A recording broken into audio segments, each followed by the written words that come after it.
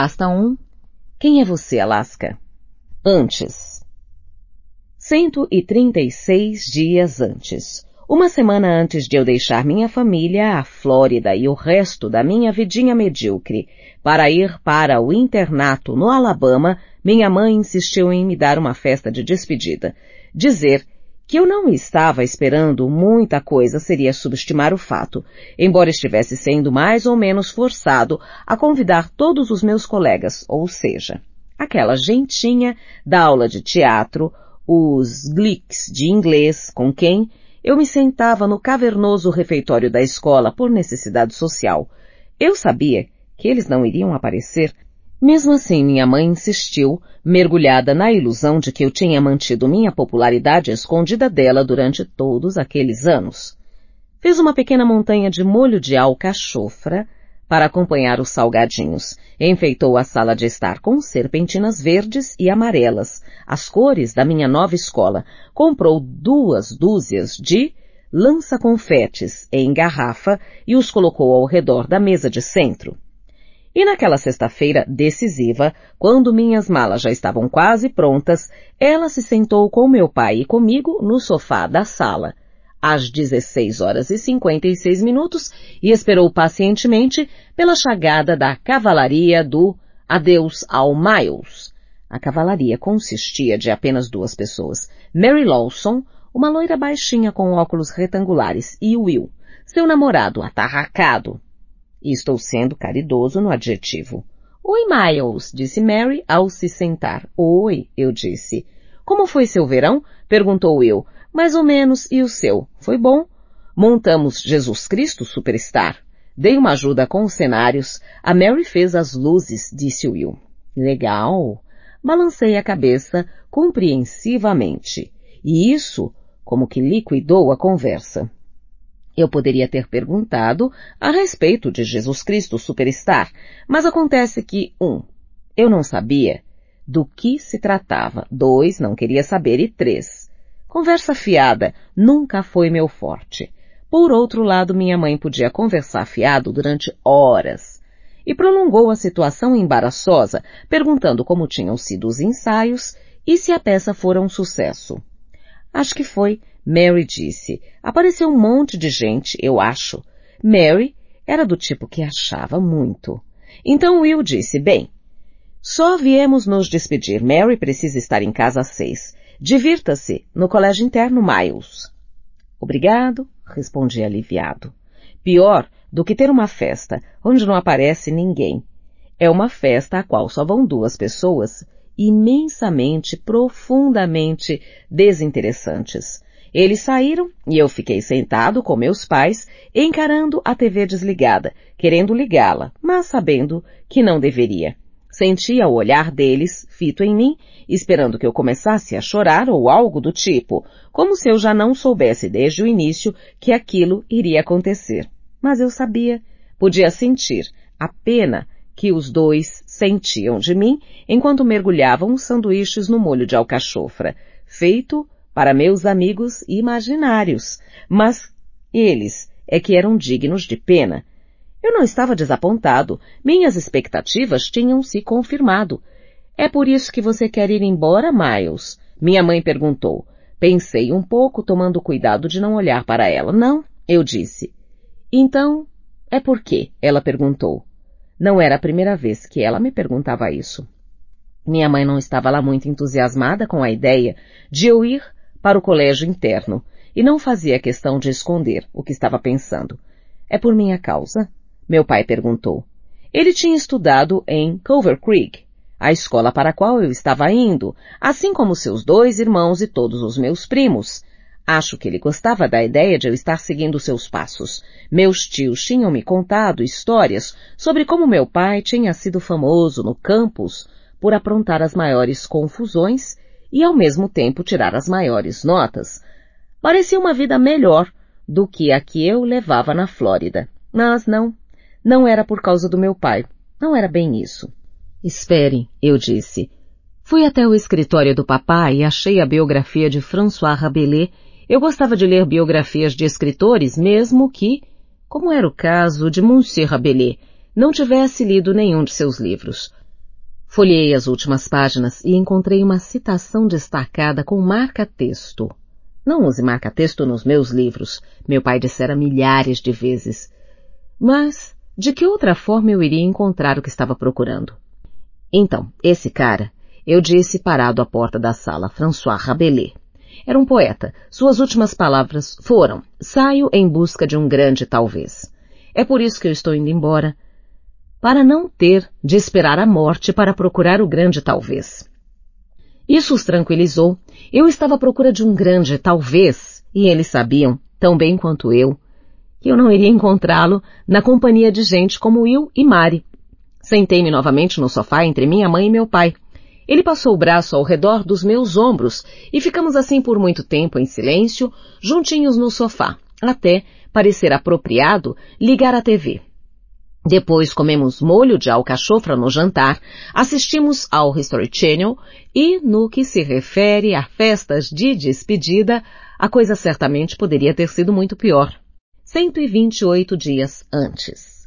A Flórida era muito quente, sem dúvida, e úmida também, tão quente que as roupas grudavam no corpo como fita adesiva e o suor escorria como uma lágrima, descendo pela testa e entrando nos olhos. Mas só era quente ao ar livre, e em geral eu só saía para ir de um lugar com ar-condicionado para o outro. Mas nada disso. Tinha-me preparado para o calor singular que encontraríamos 25 quilômetros ao sul de Birmingham, no Alabama, na escola preparatória de Culver Creek. O utilitário esportivo do meu pai estava estacionado no gramado a poucos metros do meu quarto 43, mas cada vez que eu percorria a pequena distância entre o carro e o edifício para descarregar o que agora parecia ser coisa demais, o sol me queimava, atravessando minhas roupas e entrando pela minha pele com uma violência que me fez temer genuinamente as chamas do inferno. Papai, mamãe e eu levamos apenas alguns minutos para descarregar o carro, mas meu quarto não tinha ar-condicionado e, embora, graças a Deus, não batesse sol nele, era apenas pouca coisa mais fresco que lá fora. O quarto me surpreendeu. Eu estava esperando um tapete felpudo, painéis de madeira, mobília vitoriana, mas, salvo um único luxo, o banheiro privado, o que encontrei foi um cubículo, com paredes de bloco de concreto pintadas, com grossas camadas de tinta branca e um piso de linóleo xadrez verde e branco. O lugar mais parecia um hospital do que o quarto dos meus sonhos. Uma cama beliche de madeira crua, com colchões de vinil, tinha sido empurrada de encontro à janela do fundo do quarto. As mesas, as cômodas e as estantes tinham sido presas à parede para impedir qualquer decoração mais criativa. E nada de ar-condicionado. Sentei-me no beliche de baixo enquanto minha mãe abria o baú, pegava uma pilha de biografias das quais meu pai concordara em se separar e as colocava na estante. Sei fazer isso, mãe, eu disse. Meu pai se levantou, estava pronto para ir embora. Deixe-me ao menos fazer a cama, minha mãe disse. Não precisa, eu mesmo faço, numa boa. Por que não podemos prolongar para sempre esse tipo de coisa? Chega uma hora em que é preciso arrancar o band-aid. Dói, mas pelo menos acaba de uma vez e ficamos aliviados. Santo Deus, vamos sentir saudade, minha mãe disse de repente, atravessando o labirinto de malas para chegar até a cama. Eu me levantei e a abracei. Meu pai também se aproximou e demos uma espécie de abraço coletivo. Estava quente demais. Estávamos suados demais para o abraço demorar muito tempo. Eu sabia que devia chorar, mas tinha vivido com meus pais durante 16 anos e já estava mais do que na hora de uma separação experimental. Não se preocupem, eu sorri. Vou aprender a falar com o sotaque sulista. Yahoo! Mamãe riu. Não faça nenhuma bobagem, meu pai disse. Pode deixar. Nada de drogas, nada de bebidas, nada de cigarros. Como ex-aluno de Culver Creek, meu pai tinha passado por experiências sobre as quais eu apenas ouvira falar. Festas secretas, corridas sem roupa pelos campos de feno. Ele sempre se lembrava pelo fato de, naquela época, a escola não ser mista. Drogas, bebidas e cigarros. Ele tinha levado bastante tempo para parar de fumar, mas seus dias de farra já iam longe. Nós te amamos. Os dois disseram ao mesmo tempo. Precisava ser dito, mas as palavras fizeram tudo ficar desagradavelmente desconfortável, como ver seus avós se beijando. Eu também amo vocês. Vou telefonar todo domingo.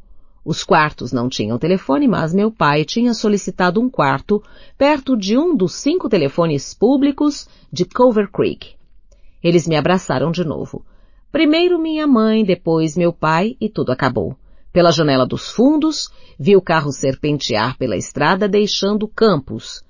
Acho que eu deveria ter sentido uma saudade sentimental e pegajosa. Porém, o que eu mais queria naquele momento era me refrescar. Peguei uma das cadeiras da escrivaninha e me sentei do lado de fora do quarto, à sombra do beiral, esperando por uma brisa, que não apareceu. O ar lá fora estava tão estagnado e opressivo quanto no interior do quarto.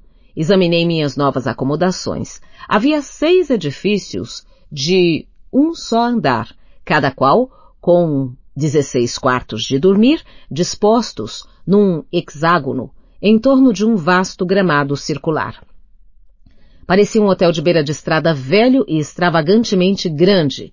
Por toda parte os rapazes e as moças se abraçavam, sorriam e caminhavam juntos. Desejei vagamente que alguém viesse falar comigo. Imaginei que a conversa seria assim. Oi, é seu primeiro dia aqui? É, sim, sou da Flórida. Legal. Então, está acostumado com o calor? Não estaria acostumado com esse calor nem mesmo se morasse no inferno, eu diria brincando. Causaria uma boa primeira impressão. Ele é engraçado. O Miles é uma figura. É claro que isso não aconteceu. Nada acontecia como eu imaginava. Entediado, tornei a entrar, tirei a camisa, deitei sobre o vinil quente do beliche de baixo e fechei os olhos. Não tinha renascido. Com o batismo, a choradeira e tudo mais, porém, nada seria mais agradável do que renascer como alguém sem passado. Pensei nas pessoas sobre as quais eu tinha lido: John F. Kennedy, James Joyce, Humphrey Bogart, todos alunos de colégio interno, e me lembrei de suas aventuras. Kennedy, por exemplo, adorava os trotes.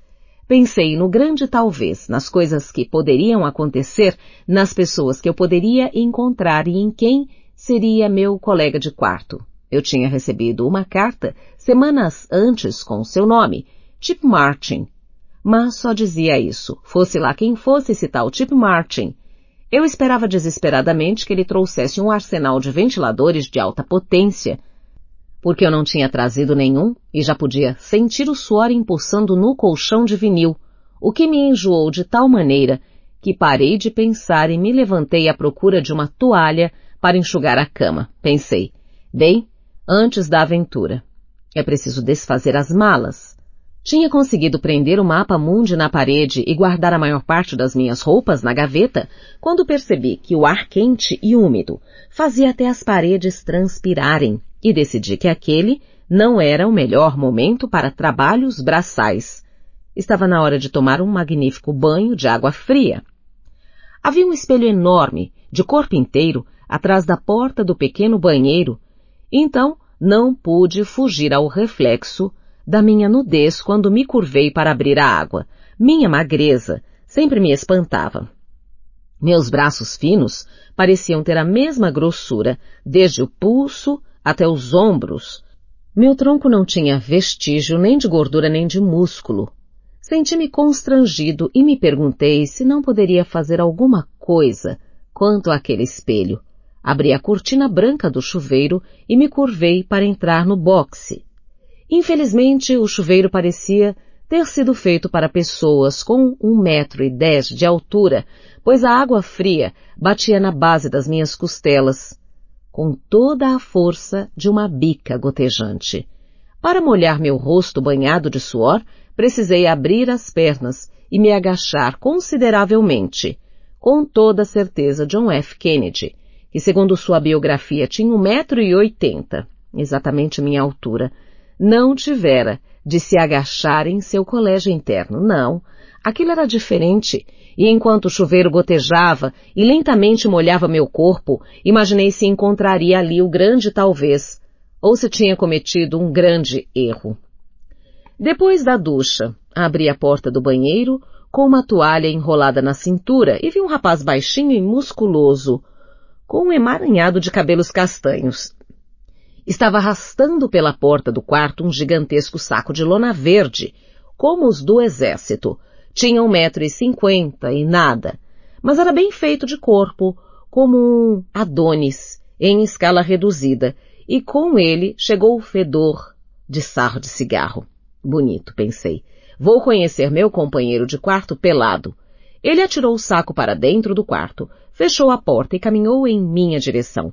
Meu nome é Chip Martin, anunciou, numa voz grave, a voz de um DJ de rádio. Antes que eu pudesse responder, ele acrescentou, eu o cumprimentaria, mas acho melhor você continuar segurando essa toalha até terminar de se vestir. Eu ri, assenti com a cabeça. É legal, não é gesto, o gesto é com a cabeça? E disse, Miles Halter, prazer. Miles como em Miles to go before I sleep? Ele perguntou, como? É um verso de Robert Frost. Milhas a percorrer até dormir. Nunca leu? Fiz que não com a cabeça. Considere-se feliz. Ele sorriu. Peguei uma cueca limpa, um calção de futebol azul da Adidas, uma camiseta branca, murmurei que voltaria num segundo e me curvei novamente para entrar no banheiro. Lá se ia minha boa primeira impressão. Onde estão seus pais? Perguntei ainda no banheiro. Meus pais. Meu pai está na Califórnia. Deve estar descansando numa cadeira reclinável ou então está dirigindo um caminhão. Seja como for, está bebendo. Minha mãe provavelmente está saindo do campus. Certo. Eu disse, já vestido, sem saber como reagir diante de algo tão pessoal. Acho que não deveria ter perguntado, se não queria saber. Chip pegou um lençol e o estendeu sobre o beliche de cima. Sou o homem de ficar no beliche de cima? Espero que não se incomode. Não, qualquer um serve. Estou vendo que decorou o lugar, ele falou, apontando para o mapa, gostei. Então começou a nomear os países. Falava num tom monótono, como se eu tivesse feito milhares de vezes antes. Afeganistão, Albânia, Argélia, Samoa Americana, Andorra, e assim por diante, disse todos com a letra A, antes de erguer os olhos e ver minha expressão de incredulidade. Eu poderia continuar, mas acho que aborreceria você. Foi algo que aprendi durante o verão. Santo Deus! Não imagina como New Hope, Alabama, é chato durante o verão. É como ver a soja crescer. Você é de onde? Da Flórida. Não conheço. Foi incrível. O negócio dos países, eu disse. Pois é, cada qual tem seu talento. Eu consigo memorizar coisas. E você? Bem, eu sei as últimas palavras de um monte de gente. Era meu prazer secreto, colecionar últimas palavras. Havia quem comesse chocolate. Eu li esse tipo de coisa. Por exemplo, eu gosto das de Henrik Ibsen. Ele foi um dramaturgo. Eu sabia muita coisa sobre Ibsen, mas não tinha lido nenhuma de suas peças. Não gostava de ler peças, gostava de ler biografias. Eu sei quem ele foi, Chip disse. Certo, então. Ele tinha andado doente por uns tempos e a enfermeira lhe disse, o senhor parece melhor esta manhã. Ibsen olhou para ela e falou, muito pelo contrário, e morreu. Chip riu. Mórbido, mas eu gosto. Ele me contou que aquele era seu 3º ano em Culver Creek. Tinha começado no 9º ano, o primeiro ano oferecido pela escola, e agora estava no penúltimo como eu, um bolsista, ele disse, do começo ao fim. Tinha ouvido dizer que aquela era a melhor instituição de ensino do Alabama, então escreveu na carta de admissão que gostaria de frequentar uma escola onde pudesse ler livros longos. O problema, ele contou no ensaio, é que seu pai batia nele com os livros da casa, de modo que, para sua segurança, Chip só podia ter livros pequenos e de capa mole. Seus pais se divorciaram quando ele estava no 2º ano. Ele gostava da Creek. como chamava a escola, mas você precisa ter cuidado com os alunos e com os professores. E eu odeio ser cuidadoso. Ele abriu um sorriso forçado. Eu também odiava ser cauteloso, ou, pelo menos, queria odiar. Ele me contou essas coisas enquanto vasculhava o saco de lona, jogando as roupas nas gavetas com um desleixo irresponsável. Chip não acreditava em ter uma gaveta só para as meias e outra só para as camisetas. Acreditava que todas as gavetas tinham sido criadas iguais e as enchia com o que coubesse. Minha mãe teria morrido.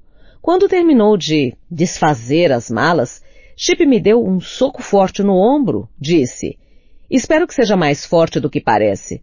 E saiu pela porta, deixando-a aberta. Segundos mais tarde, deu uma espiadela para dentro do quarto e me viu parado. "Vamos logo, Miles Halter, dormir. Temos muito o que fazer." Fomos para a sala de TV, que, segundo Chip, era o único lugar no campus com TV a cabo. No verão, servia de depósito, entupida até o teto com sofás, geladeiras e tapetes enrolados. A sala de TV ondulava, com jovens tentando encontrar e arrastar consigo seus pertences. Chip cumprimentou algumas pessoas, mas não me apresentou. Enquanto ele caminhava pelo labirinto de sofás, eu permaneci de pé junto à porta, tentando não atrapalhar os pares de colegas que manobravam seus móveis pela passagem estreita. Chip levou 10 minutos para encontrar suas coisas, e levamos mais 1 hora indo e vindo, passando pelo gramado entre a sala de TV e o quarto 43. Quando acabou, eu só queria entrar de gatinhas na mini geladeira do Chip e dormir por 1000 anos, mas Chip parecia imune, tanto ao cansaço quanto à insolação. Eu me sentei em meu sofá. Encontrei isso aí largado numa calçada, perto de casa, faz uns 2 anos, disse referindo-se ao sofá, enquanto colocava o meu PlayStation 2 em cima do baú ao pé da cama. Está meio rasgado, eu sei, mas convenhamos. É um sofá bem confortável. O sofá não estava só meio rasgado. Era 30% couro sintético azul clarinho e 70% espuma, mas eu o achava bastante confortável. Pronto, ele disse. Estamos quase lá. Foi até sua escrivaninha. Abriu a gaveta e pegou um rolo de fita adesiva. Só precisamos do seu baú. Eu me levantei e puxei o baú que estava debaixo da cama. Chip o colocou entre o sofá e o PlayStation 2, depois cortou tiras bem fininhas de fita adesiva e as grudou no baú, de modo que se formassem as palavras mesa de centro. Agora sim, ele disse. Sentou-se no sofá e botou os pés em cima da, mesa de centro. Pronto. Sentei-me ao seu lado. Ele se virou para mim de repente e disse, olha só, eu não vou ser seu passaporte de entrada para a vida social de Culver Creek, entendeu? Tudo bem, eu disse. Mas podia ouvir as palavras entalando em minha garganta. Tinha acabado de carregar o sofá daquele cara debaixo de um sol escaldante e agora ele não gostava de mim? Temos basicamente 2 grupos aqui na escola. Ele explicou com crescente urgência. Os pensionistas normais, como eu, e os guerreiros de dia de semana. Garotos riquinhos de Birmingham. Eles também moram aqui, mas passam o fim de semana com os pais em suas mansões com ar-condicionado. São os garotos descolados, não gosto dele e eles não gostam de mim. Então, se você veio pra cá achando que, porque era grande merda na escola pública, ia continuar sendo grande merda aqui, é melhor não ser visto comigo. Você estudou em escola pública, não estudou? Eu disse.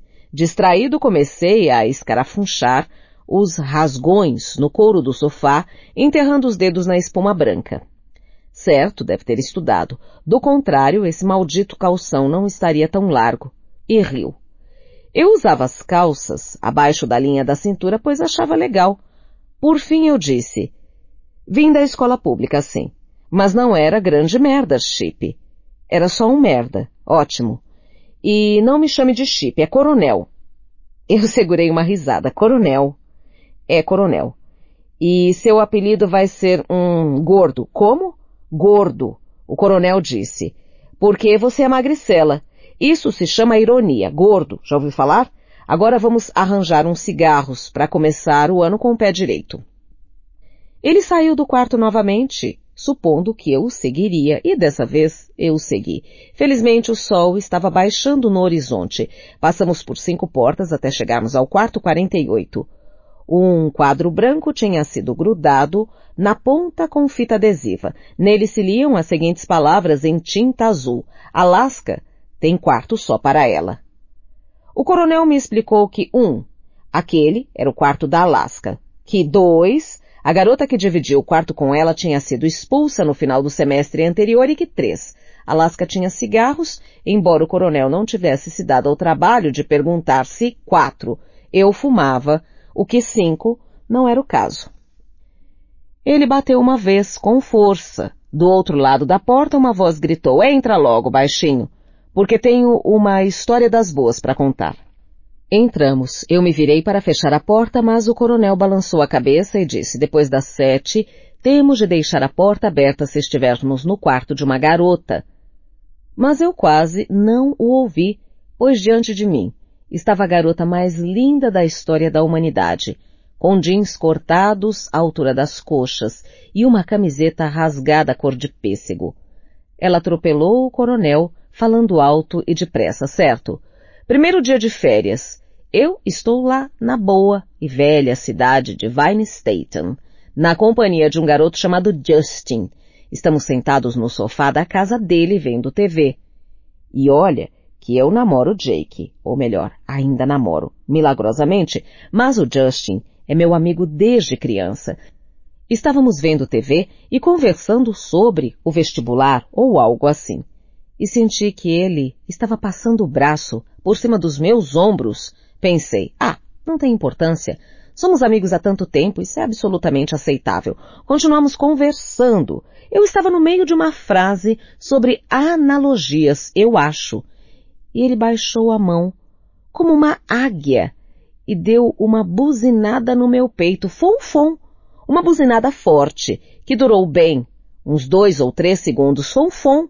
Na hora pensei, certo, como faço para tirar essas garras de cima do meu peito antes que me deixem hematomas? Depois, santo Deus, mal posso esperar para contar para o Takumi e o coronel. O coronel riu, eu estava sem ação, em parte devido à potência vocal daquela garota pequenininha, mas meu Deus, tão cheia de curvas, e em parte devido à enorme quantidade de livros perfilados nas paredes. A biblioteca enchia as estantes e transbordava em montes de livros que chegavam à cintura, empilhados desordenadamente. Se um deles tombasse, pensei, o efeito dominó poderia engolir nós 3 numa massa asfixiante de literatura. Quem é esse cara que não está rindo da minha história engraçada? Ela perguntou. Certo, Alaska. Esse é o Gordo. Ele coleciona últimas palavras. Gordo, essa é a Alaska. Buzinaram no peito dela nas férias. Ela veio até mim, com a mão estendida, fez um movimento rápido, no último instante, e baixou meu calção. Esse é o maior calção do estado do Alabama. Gosto de andar assim, folgado, eu disse morrendo de vergonha, e puxei o calção para cima.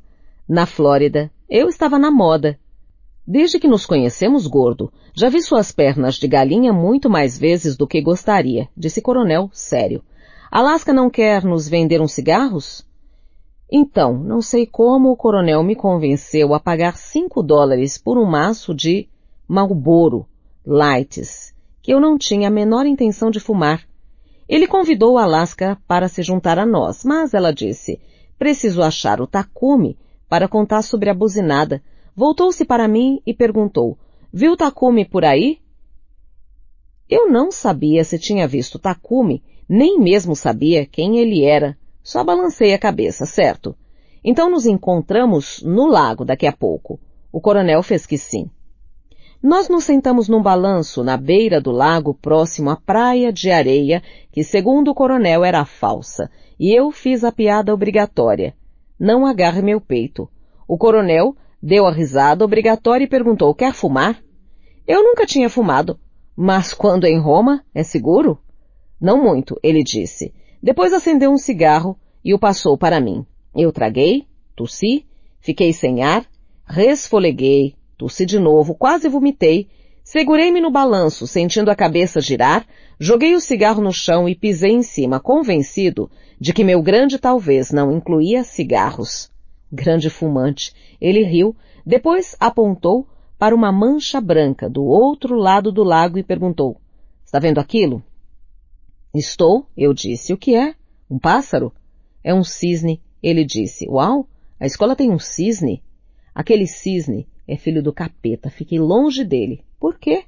"Ele não gosta das pessoas, sofreu abuso ou coisa parecida. Vai retalhar você todinho. O águia o colocou ali para nos impedir de fumar ao redor do lago." Águia. O Sr. Starnes, codinome, o Águia, o reitor. A maioria dos professores mora no campus. Todos ficam de olho em nós. Mas só o Águia mora no círculo dos dormitórios e vê tudo.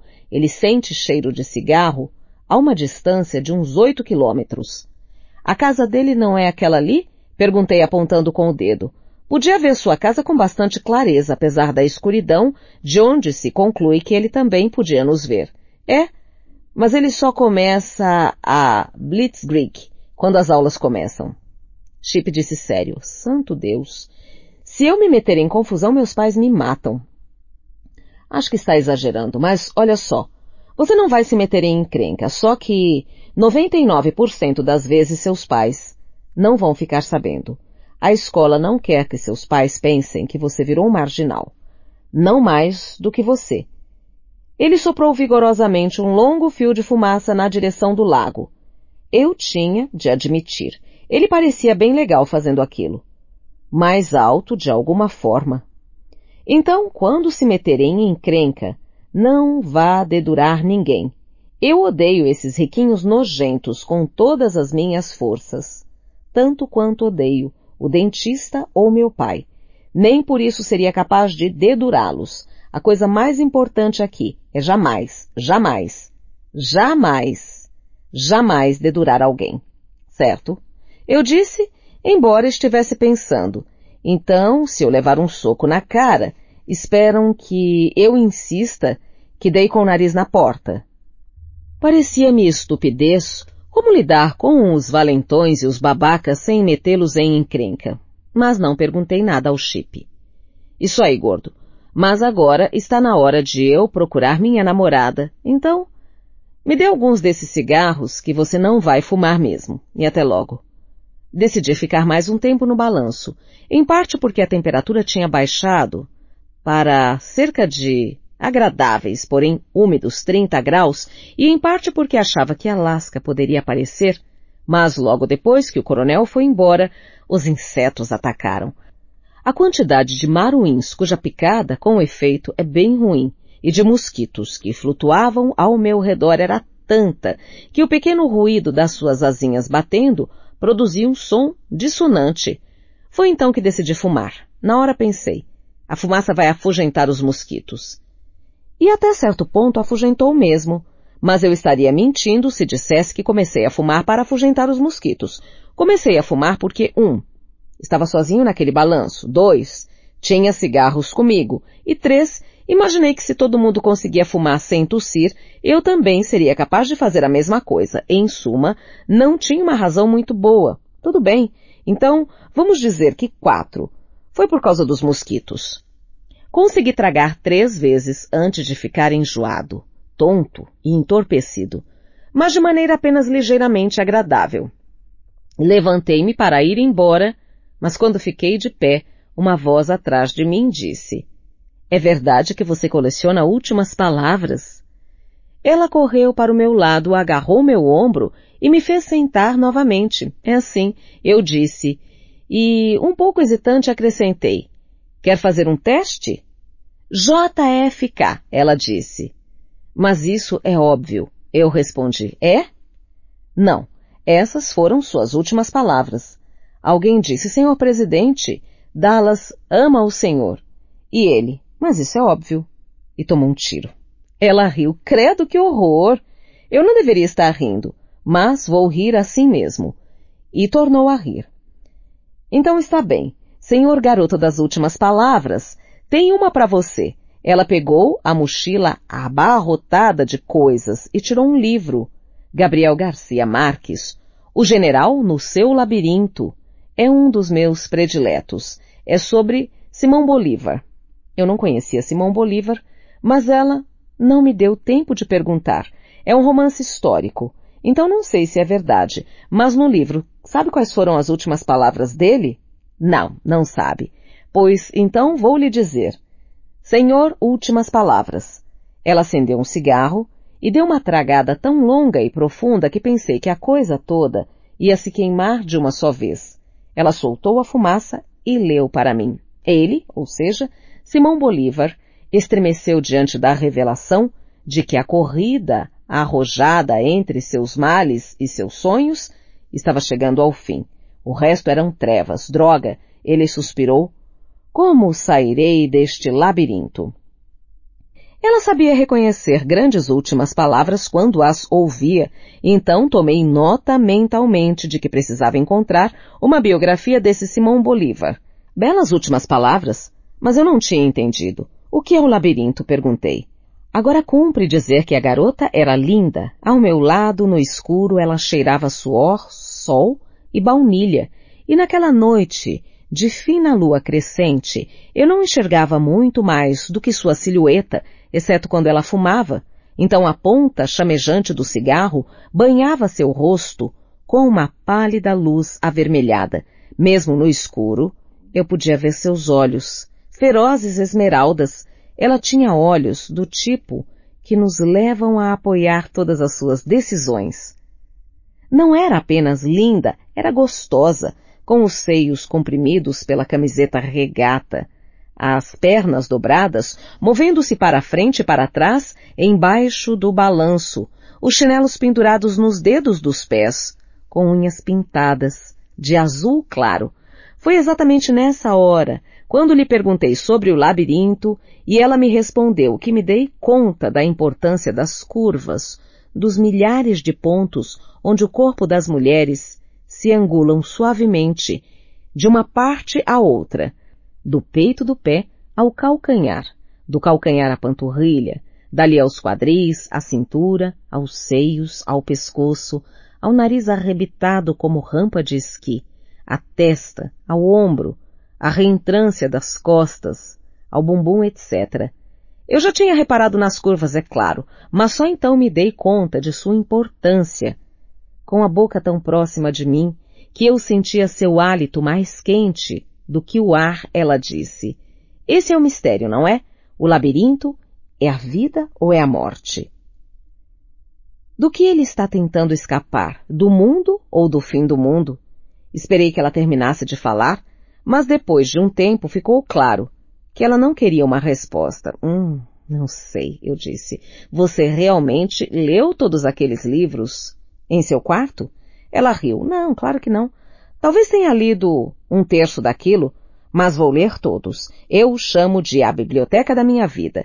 Desde pequena percorro as vendas de garagem em busca de livros que pareçam interessantes. Então, sempre estou lendo algum livro. Mas há tanta coisa para fazer, tantos cigarros para fumar, tanto sexo para fazer, tantos balanços para balançar. Terei mais tempo para os livros quando ficar velha e chata. Ela me disse que eu lembrava o coronel em seu primeiro ano em Culver Creek. Eles tinham entrado na mesma turma de calouros, ela contou, ambos bolsistas, com um interesse comum pela bebida e pela farra. As palavras bebida e farra me deixaram receoso de que eu tivesse me envolvido com o que minha mãe chamava de as pessoas erradas. Mas eles pareciam inteligentes demais para serem as pessoas erradas. Então, acendia outro cigarro, usando o toco do anterior. Ela me disse que o coronel era inteligente, mas não tinha vivido muito antes de chegar a Creek. Mas resolvi esse problema rapidinho. Ela sorriu. Em novembro, eu já tinha arranjado uma namorada para ele. Sua primeira namorada, uma garota bem legal, que não tinha nada a ver com os guerreiros de dia de semana. Chamava-se Janice. Um mês depois ele terminou o namoro, porque ela era rica demais para sua origem pobre, ou seja, Naquele ano, fizemos nosso primeiro trote. Cobrimos o chão da sala 4 com uma camada bem fina de bolas de gude. Mas, desde então, evoluímos, é claro. Ele riu. Chip tinha se transformado no coronel, o arquiteto dos trotes, no melhor estilo militar, e Alaska era Alaska, a impressionante força criativa por trás deles. Você é inteligente como coronel, ela disse, só que mais calado e mais bonitinho. Mas não me ouviu dizer isso, porque gosto do meu namorado. Você também não é feia, respondi, sentindo-me desarmado por causa do elogio. Mas não me ouviu dizer isso, porque gosto da minha namorada. Ah não, espere, não tenho namorada. Ela riu, certo, não se preocupe, gordo. Se tem uma coisa que posso arranjar para você é namorada. Vamos fazer um acordo. Você descobre o que é o labirinto e como fazer para sair dele e eu lhe arranjo uma transa. Fechado. Demos as mãos, selando o acordo. Depois acompanhei Alaska até o círculo dos dormitórios. As cigarras cantavam suas canções de uma só nota, exatamente como faziam lá em casa, na Flórida. Ela se virou para mim, enquanto atravessávamos a escuridão e disse, quando você está caminhando assim de noite, às vezes não bate um medo e uma vontade de voltar correndo para casa, por mais bobo e embaraçoso que isso seja. Aquilo parecia íntimo e pessoal demais para confessar a uma pessoa estranha, mas eu disse, bate sim. Por um instante ela ficou calada. Depois pegou minha mão, sussurrou, corre, corre, corre, corre, e disparou, puxando-me atrás dela. 127 dias antes. No começo da tarde seguinte, enquanto eu prendia um cartaz de Van Gogh atrás da porta, o suor que escorria pela minha testa entrava em meus olhos e me fazia piscar. O coronel estava sentado no sofá, avaliando se o cartaz estava torto, respondendo ao meu interminável questionário sobre Alaska. Qual é a história dela? Ela é de Vine Station? Um lugar pobre e, pelo que ouvi dizer, até um pouco perigoso. O namorado dela é bolsista em Vanderbilt. Toca baixo numa banda. Sei pouco sobre a família dela. Ela realmente gosta dele? Acho que sim. Nunca o traiu. O que já é um começo. E assim por diante. Durante a manhã, eu não conseguia pensar em outra coisa, nem no cartaz do Van Gogh, nem nos jogos de videogame, nem no cronograma escolar que o Águia tinha trazido. Ele se apresentou. Bem-vindo a Culver Creek, Sr. Helter. O senhor terá muita liberdade aqui, mas se abusar vai se arrepender. O senhor me parece um rapaz às direitas. Eu odiaria ter de me despedir do senhor. Então me encarou de maneira séria, ou seriamente maldosa. Alaska diz que é o olhar do juízo final. O coronel explicou depois que o Águia saiu. Da próxima vez que vir esse olhar, significa que você foi pego. Chega, gordo, disse o coronel quando me afastei do cartaz. Não estava completamente nivelado, mas estava bom. Chega de falar na Alaska. Pelas minhas contas, há 92 garotas na escola e todas são menos malucas do que a Alaska. Além disso, ela tem namorado. Vou almoçar. É dia de bufrito. Ele saiu deixando a porta aberta. Eu me levantei para fechá-la, sentindo-me um idiota exageradamente apaixonado. O coronel, que já estava a meio caminho do gramado, deu meia volta. Santo Deus, você vem ou não vem? Podemos fazer muitas críticas ao Alabama, mas uma coisa é certa, as pessoas de lá não morrem de fome e de fritura. Em minha primeira semana na Krieg, o refeitório serviu galinha frita, filé de galinha frito e quiabo frito, o que marcou minha primeira incursão no delicioso mundo dos legumes fritos. Não me surpreenderia se também tivessem fritado folhas de alface. Mas nada se igualava ao bufrito, um prato criado pela Maureen, a cozinheira espantosamente e compreensivelmente obesa de Culver Creek. O bufrito, um burrito de feijão frito, era a prova definitiva de que a fritura sempre melhorava a comida. Naquela tarde, sentado com o coronel e mais 5 rapazes desconhecidos numa mesa redonda do refeitório, enterrei os dentes no invólucro tostadinho do meu primeiro bufrito e tive um orgasmo gastronômico. Minha mãe cozinhava bem, mas pensei imediatamente em levar Maureen para o feriado de Ação de Graças.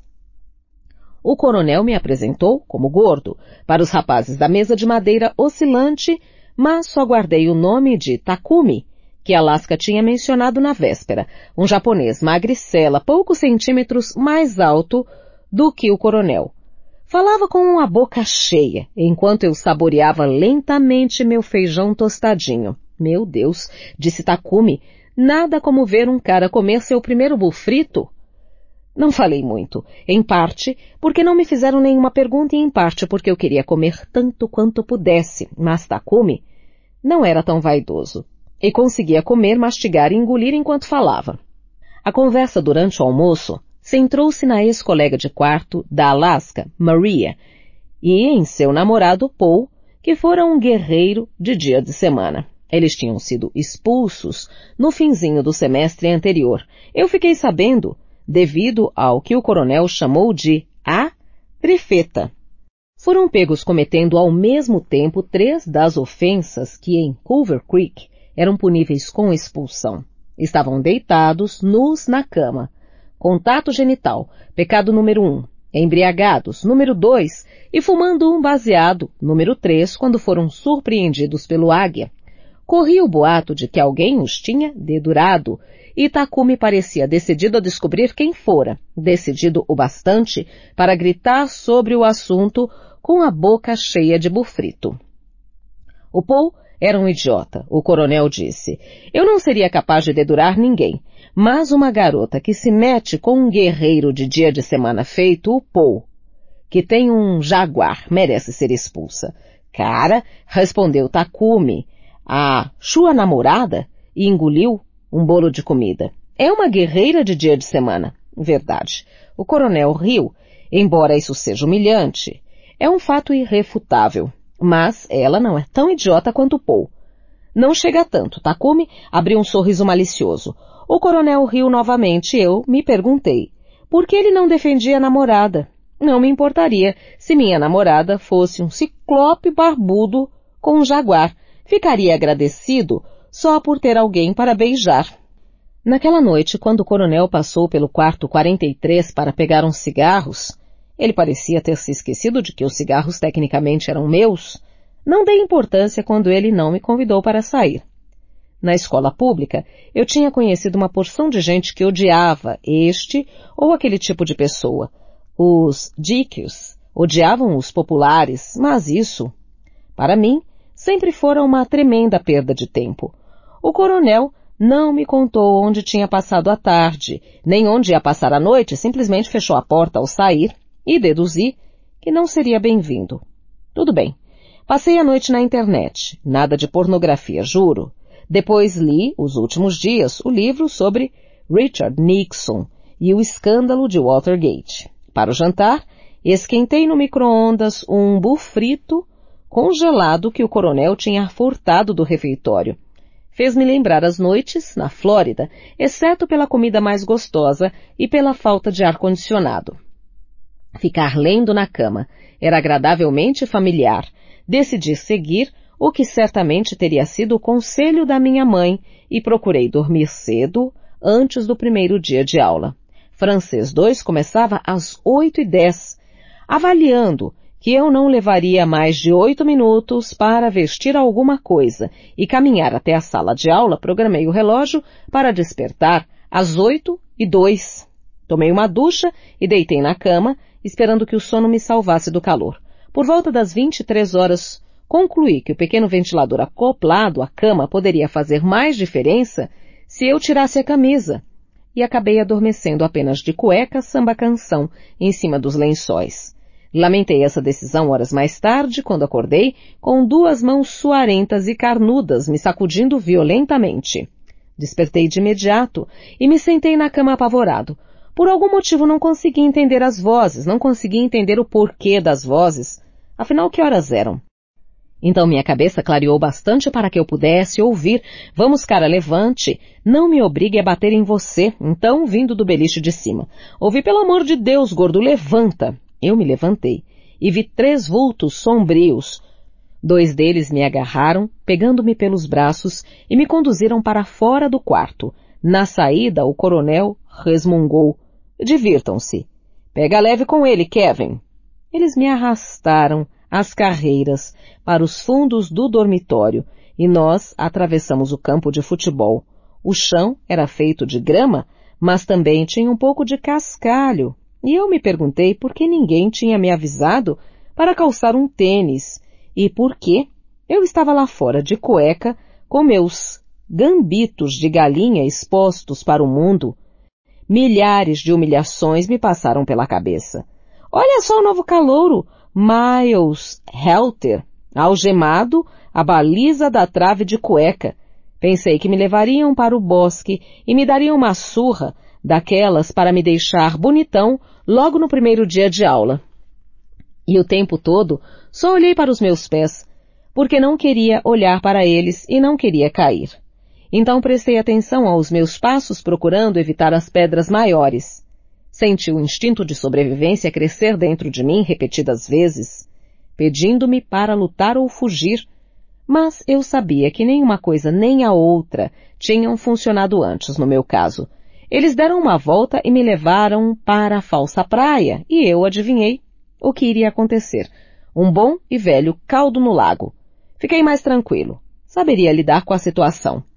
Quando chegamos à praia, eles me mandaram colocar os braços junto ao corpo, e o mais fortinho pegou 2 rolos de fita adesiva na areia. Com os braços esticados, como um soldado em posição de sentido, eles me mumificaram dos ombros aos punhos. Depois me atiraram no chão. A areia da falsa praia amorteceu a queda. Mesmo assim bati com a cabeça. Depois eles juntaram minhas pernas e o outro, Kevin, eu deduzi, colocou seu rosto anguloso de maxilar forte tão perto do meu que as pontas de seus cabelos duros de gel me espetaram e disse: "Isso é pelo coronel, você não devia andar com esse babaca." Amarraram minhas pernas dos calcanhares às coxas. Fiquei parecendo uma múmia prateada. Só tive tempo de dizer "não, por favor, não", antes de taparem minha boca com fita adesiva. Depois, me levaram e me atiraram com força na água. Afundei, mas em vez de entrar em pânico, imaginei que "não, por favor, não" seriam péssimas últimas palavras. Então, testemunhei o grande milagre da espécie humana, nossa capacidade de boiar. E enquanto eu flutuava em direção à superfície, procurei me retorcer e me virar o máximo possível para que o nariz fosse o primeiro a atingir a noite quente. E inspirei. Não estava morto. Não iria morrer. Bem, pensei, não foi tão mal assim? Mas ainda havia o pequeno problema de chegar à terra firme antes de o sol aparecer. Primeiro, era necessário determinar minha posição em relação à praia. Quando eu inclinava demais a cabeça, sentia o corpo começar a girar, e na longa lista das piores maneiras de morrer, com o rosto para baixo e as cuecas brancas ensopadas, estava no topo. Então, em vez disso, olhei bem para o alto, estiquei o pescoço para trás, com os olhos quase debaixo d'água, e vi que a praia, a menos de 3 metros de distância, estava bem atrás da minha cabeça. Comecei a nadar como uma sereia prateada sem braços, usando apenas os quadris para me locomover, até que, por fim, meu traseiro raspou no fundo lamacento do lago. Então me virei e usei os quadris e a cintura para rolar 3 vezes até chegar à praia, onde havia uma toalha verde maltrapilha. Eles tinham me deixado uma toalha. Quanta consideração! A água tinha se infiltrado sob a fita adesiva, fazendo-a desgrudar da pele, mas em alguns lugares a fita tinha sido enrolada em 3 voltas, o que me obrigou a me sacudir como um peixe fora d'água. Acabei conseguindo afrouxá-la o suficiente para libertar minha mão esquerda e puxá-la em direção ao peito, agarrando a atadura. Enrolei-me na toalha arenosa. Não queria voltar para o quarto e ver o chip, porque não fazia ideia do que Kevin tinha querido dizer. Talvez se eu voltasse para o quarto, eles estivessem me esperando para me pegar de jeito. Talvez eu precisasse mostrar para eles. Tudo bem, entendi o recado. Ele é só meu colega de quarto, não é meu amigo. Além do mais, eu não me sentia lá muito amistoso com o coronel. Divirtam-se, ele dissera. Claro, pensei, foi super divertido. Então fui para o quarto da Alaska. Não sabia que horas eram, mas vi uma luz fraca debaixo da porta. Bati de leve. Pois não? Ela disse. Entrei molhado e sujo de areia, com apenas uma toalha e uma cueca ensopada. É claro que não é assim, que você quer ser visto pela garota mais linda do mundo, mas imaginei que ela poderia me explicar o que tinha acontecido. Ela pousou o livro e saltou da cama enrolada num lençol. Por um instante pareceu preocupada. Pareceu a garota que eu tinha conhecido na véspera, a garota que tinha me chamado de bonitinho, cheia de energia, infantilidade e inteligência. Então riu. Foi nadar, foi? E ela disse isso com tanta malícia e tanto desprezo que tive a impressão de que todo mundo já sabia. E me perguntei como aquela maldita escola podia ter concordado com antecedência em afogar Miles Helter. Mas Alaska gostava do coronel e na confusão do momento eu simplesmente olhei para ela, sem expressão, sem saber o que perguntar. Ah, me poupe, ela disse, quer saber? Tem gente com problemas de verdade. Eu tenho problemas de verdade. A mamãe não está aqui, então deixe de ser chorão. Saí sem lhe dizer nada e voltei para o meu quarto, batendo a porta com força, acordando o coronel e me dirigindo ao banheiro estrepitosamente. Entrei debaixo d'água para lavar o corpo coberto de algas e de sujeira do lago, mas a porcaria da ducha era inútil. Além do mais, como é que Alaska, Kevin e os outros rapazes podiam já não gostar de mim assim tão cedo? Depois do banho, enxuguei-me e voltei para o quarto para pegar uma roupa. E aí? Ele perguntou, por que demorou? Não sabia voltar? Eles disseram que foi por sua causa. Eu disse, minha voz traindo certa irritação. Disseram que eu não devia andar com você. Como? Não, isso acontece com todo mundo, o coronel disse. Aconteceu comigo. Eles jogam a pessoa no lago. Ela nada até a praia e volta para casa. Eu não consegui nadar, eu disse, sereno, vestindo uma bermuda jeans por baixo da toalha. Eles me prenderam com fita adesiva. Mal consegui me mexer. Calma, calma, ele disse, saltando do beliche e me encarando através da escuridão. Eles prenderam você? Como? Eu lhe mostrei. Fiquei como uma múmia, com os pés juntos, os braços ao longo do corpo, e mostrei como tinham feito. Depois me joguei no sofá produzindo um som de chape. Meu Deus, você podia ter se afogado. Eles só tinham de ter jogado você de cueca no lago e fugido. Ele gritou. Mas que diabos estavam pensando? Quem estava lá? Kevin Richman e quem mais? Lembra da fisionomia deles? Acho que sim. Mas por que faria uma coisa dessas? Ele se perguntou. Fez alguma coisa para eles? Não. Mas agora vou fazer, pode ter certeza disso. Eles me pagam. Não foi nada demais. Eu consegui sair. Você podia ter morrido, cara. E acho que podia ter morrido mesmo. Mas estava vivo. Bem, talvez seja melhor eu contar para o Águia o que aconteceu. De jeito nenhum, ele disse. Caminhou até a bermuda amassada que estava no chão e pegou um maço de cigarros. Acendeu 2 deles e deu um para mim. Eu fumei aquela porcaria inteirinha. Não, ele continuou, porque não é assim que fazemos as coisas por aqui. Além do mais, você não vai querer ser conhecido como o dedo duro. Vamos dar um jeito nesses safados, gordo, prometo. Eles vão se arrepender de terem feito isso com o meu amigo. Se o coronel pensava que me chamar de amigo ia me fazer ficar do lado dele, bem, ele estava certo. Alaska me tratou meio mal hoje, eu disse. Inclinei o tronco, abri uma das gavetas vazias e a usei como cinzeiro. É o que eu digo, ela é de lua. Fui para a cama de camiseta, bermuda e meias. Por mais calor que estivesse fazendo, decidi nunca mais dormir sem roupa na creek, sentindo provavelmente pela primeira vez na vida o medo e a empolgação de viver num lugar onde nunca se sabe o que vai acontecer ou quando.